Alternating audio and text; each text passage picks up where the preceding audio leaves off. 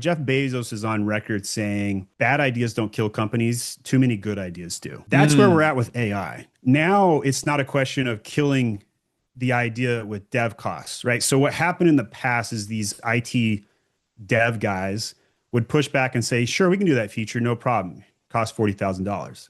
Or this one feature costs $200,000. And now they can say, sure, we can do that. Here you go. And have it back in the hour. So now you got owners that are like salivating and they want to do everything. So now it's not a question of bad ideas. It's now a question of too many good ones. And so here's where the ingenuity of the visionary is going to come into a real test this year. How do you transition from cost-based decision-making to feature-based needs? That's a whole different ballgame.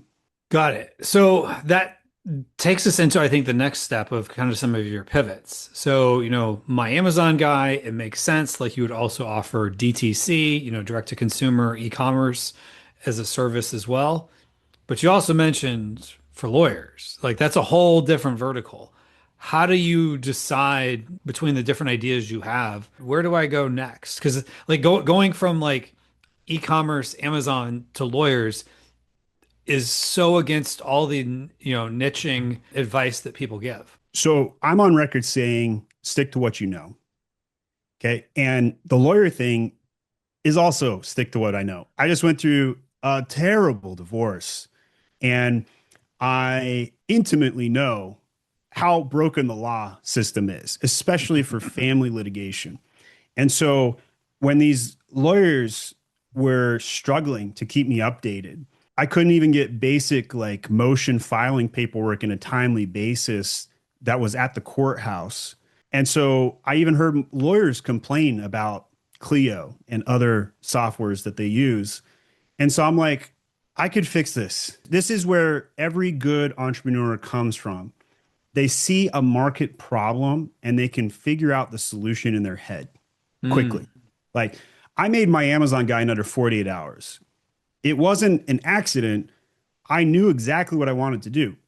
Ironically, I wasn't trying to create an agency. That's why I said my Amazon guy, right? Like I knew I was going to do some consulting and help out Amazon brands. And I knew that's how people introduced me. They never said, talk to Stephen Pope. They said, talk to my Amazon guy. That's how the brand got created. So confidential.law. Okay, so you hate your current software. It's hard to communicate to your clients. It's hard to bill your time. It's hard to do all these things. So what is the number one thing that you're concerned about and why you haven't adopted a different software or AI and built it yourself? And routinely I'd hear confidential issues, right? So like lawyers can't even respond to bad reviews on Google without breaking confidentiality. Oh, wow.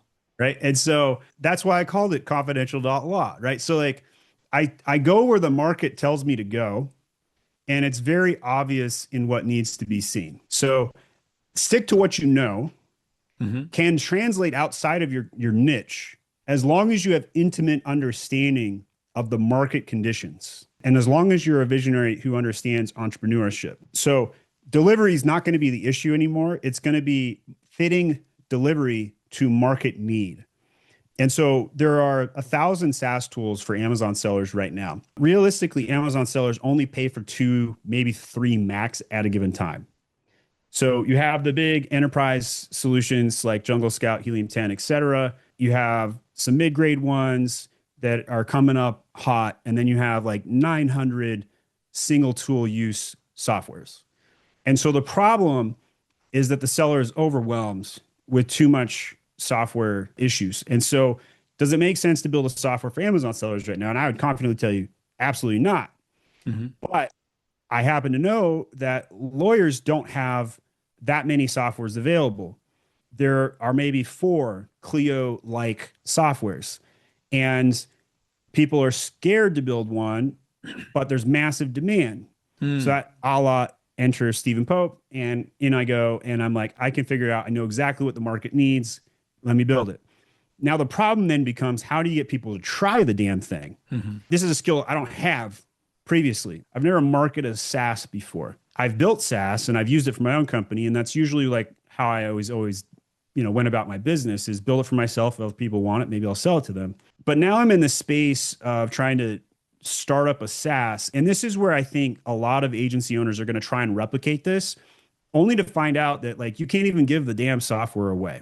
Mm. And it's funny because like, Ken Ju, my COO, he was talking to our team about how easy it is to get people to sign up for this. And I'm like, no, it's not, Ken. He's like, what do you mean it's not easy to sign up for it? All you have to do is go fill out the form. And I'm like, exactly. That is a time commitment. And people trying a new software, it's like trying a new restaurant. Why Hmm. should I go down to the new restaurant when I'm comfortable going to where I get my Chipotle steak burrito? Hmm. Right?